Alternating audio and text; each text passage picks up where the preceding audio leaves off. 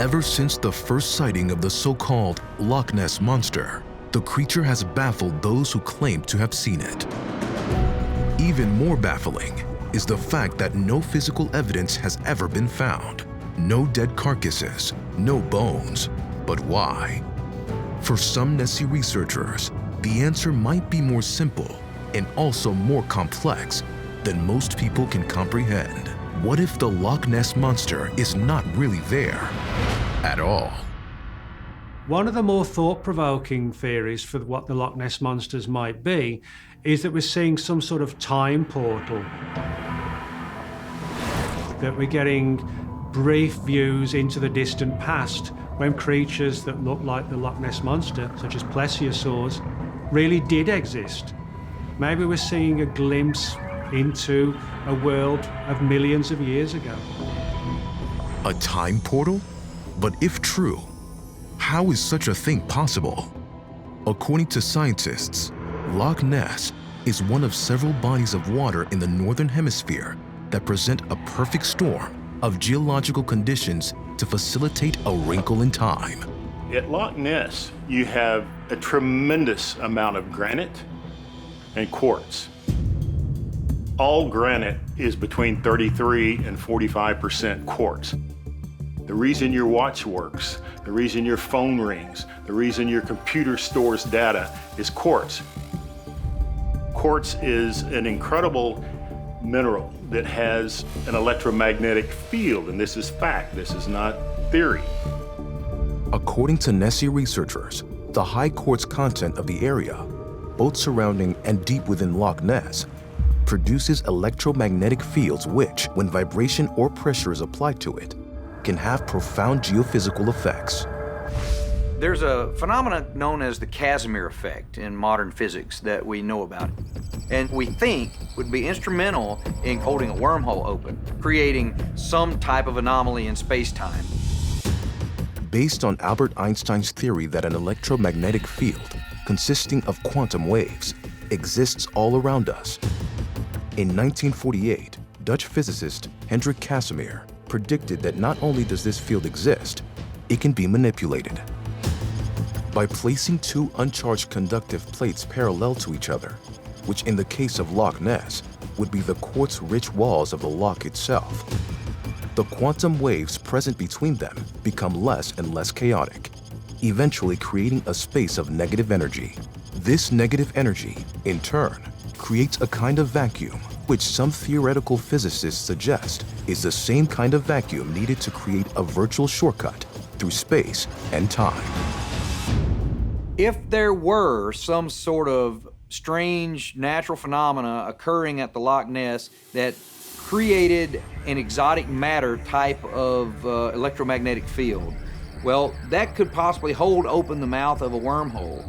And you might see time effects. Maybe you would be looking backwards into the past. Maybe time would move slower along the passageway. It is within the realm of imagination possible.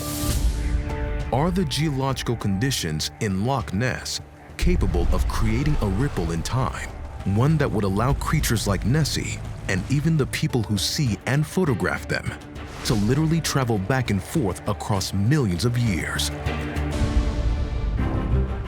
But if people standing on the shores of Loch Ness are capable of being transported back in time, is Nessie just as capable of traveling from the ancient past into our present? For many Nessie researchers and cryptozoologists, the answer is a resounding yes. And for their proof, they point to a number of recently revealed government files that suggest that a face-to-face encounter with the Loch Ness monster is more likely and potentially more deadly than you'd think. Are those who see and even photograph the Loch Ness monster actually witnessing a giant sea creature in today's world? Or are they being transported back to an ancient time when creatures such as these once roamed the earth? On August 17, 2017, 12-year-old Charlotte Robinson was staying in a cabin on the loch while on vacation with her mother. I was just looking out the window, hoping I'd see something, and I started like scanning the lock, and then I saw something. I grabbed my phone, went outside and took a picture and came back in and showed my mum. I was a bit sceptical because I didn't think there'd be anything on it. But when I actually saw it and I realised there was something on there, it was quite exciting that she'd actually managed to catch something on camera. But I didn't realise it was that special at the time. Charlotte's photo, like many such photographs of the elusive creature, made headlines around the world. What I think is important about this particular photograph is that there's clearly something coming out of the water. More importantly, you've got the perspective of not just the water, but the trees that surround it as well. So that gives us the ability to try and gauge the size of the creature. For Gary Campbell, Charlotte Robinson's smartphone photo of the creature was convincing enough to merit inclusion in his official Loch Ness Sightings registry. There's about 500,000 visitors come to Loch Ness every year, and we list between 10 and 20 sightings. So what you've actually done is something akin to winning the lottery. You know, yours is right up there with some of the top Nessie sightings, which I'm delighted with, and I hope you are too. Yeah. But did Charlotte Robinson photograph the Loch Ness Monster while being transported back in time, courtesy of the Casimir effect? Or was the Loch Ness Monster transported into her in our present? There are many who believe that the creature known as Nessie is very much alive and well and living in our time. And because of this, they have urged governments to put protocols in place in order to prove that as far as they're concerned, the Loch Ness Monster is hardly a myth. One of the most bizarre aspects of the whole Loch Ness mystery surfaced through the British government's Freedom of Information Act, where there was this bizarre plan. According to documents recently obtained, in 1979, the government of Prime Minister Margaret Thatcher considered importing specially trained bottlenose dolphins from the U.S. Department of Defense. The dolphins would be equipped with sonar and would scour the depths of the lake, searching for Nessie. While the plan never came to fruition, that didn't extinguish the British government's obsession with Nessie.